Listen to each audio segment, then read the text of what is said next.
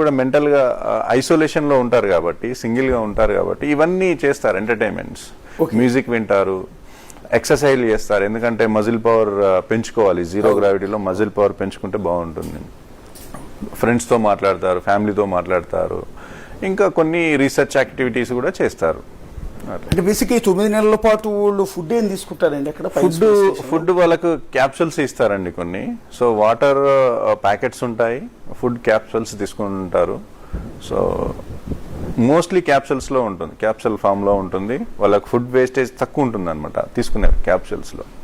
Okay, only capsule రూపంలోనే? Capsule రూపంలోనే తీసుకోవాలి వాళ్ళు. సో ఫుడ్ వేస్టేజ్ చాలా తక్కువ ఉంటుంది అనమాట. ఎందుకంటే మనకు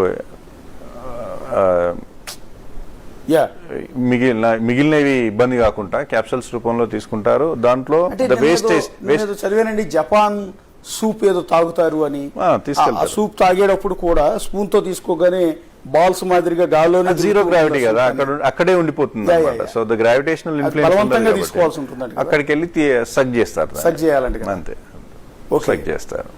అది బేసిక్ గా ఇంకొకటి ఏదో